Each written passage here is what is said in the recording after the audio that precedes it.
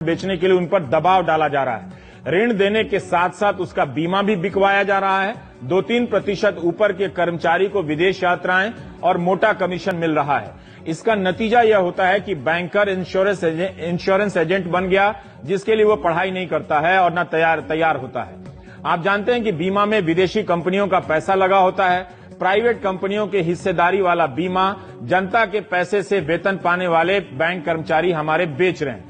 इसके लिए बीमा कर्मचारियों को कंपनियों को अपनी तरफ से कर्मचारी रखने नहीं पड़े, मगर बैंकों के मौजूदा कर्मचारियों से ही उन्होंने अपना काम निकाल लिया। जाहिर है बीमा कंपनियों को बिना लागत के ही ज्यादा मुनाफा हो गया और बैंकों को घाटा हो गया।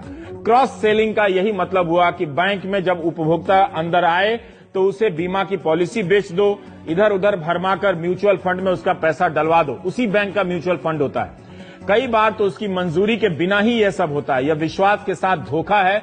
जैसे कई बार बैंक आपके खाते से पैसे काट लेते हैं। किसानों के लोन के पैसे से बिना उनकी जानकारी के बीमा के पैसे ले लिए जाते हैं। बैंकिंग सिस्टम को न समझने के कारण ही हम इसे सामान्य या अपवाद मानकर भूल जाते हैं, लेकिन इसी के पीछे वो करोड़ों रुपए हमारी जेब से निकाल चलते हैं। हमने अमेरिका के स्टैनफोर्ड यूनिवर्सिटी का एक रिसर्च पेपर पढ़ा, जिसे ब्रायन तायन ने दिसंबर 2016 में लिखा था।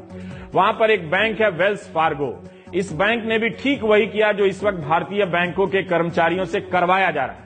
वेल्स फार्गो के चेयरमैन और बड़े अधिकारियों को वहां पर खूब इनाम मिलते थे, banker of the year type के, जैसे यहां भी फर्जी इनाम मिलते हैं, फोटो छपता है उन लोगों का। मगर सब कुछ दिनों की बात थी। जल्दी ही भांडा फूट गया कि वेल्स फार्गो अपने कर्मचारियों से बैंकिंग के काम के अलावा जबरन क्रॉस सेलिंग करवा रहा है, यानी उन्हें बीमा पॉलिसी, क्रेडिट कार्ड बेचने के टारगेट दिए जा रहे हैं। जब लॉस एंजलिस सिटी और बैंकिंग रेगुलेटर ने वेल्स फार्गो पर केस किया तो जुर्माने से बचने के लिए सितंबर 2016 में बैंक को ऐलान करना पड़ा कि मामले को सेटल करने के लिए हम $185 मिलियन देंगे। बैंक ने माना कि 5 साल में उसके कर्मचारियों ने 20 लाख से अधिक खाते बिना उपभोक्ताओं की मंजूरी के खोल दिए, जैसा इस वक्त भारत में हो रहा है। ठीक जनधन में भी हुआ और किसानों से बीमा का पैसा काटा गया। मगर अमेरिका में इसके उजागर होने पर तूफान मच गया। ये वीडियो देखिएगा कभी निकाल के, हालत खराब हो जाएगी आपकी। यहां अगर किसी सीईओ से ऐसी पूछताछ हो जाए तो बैंक को उपभोक्ता को 16 करोड़ रुपए लौटाने पड़े। उसका असर यह हुआ कि 5 साल में वेल्स फार्गो को 5300 कर्मचारियों को निकालना पड़ा और जितने भी सीनियर अफसर banker of the year type के फर्जी अवार्ड लेते थे उनको इस्तीफा देकर बाहर जाना पड़ा। क्रॉस सेलिंग के मामले में वेल्स फार्गो का उदाहरण दुनिया भर में दिया जाता है।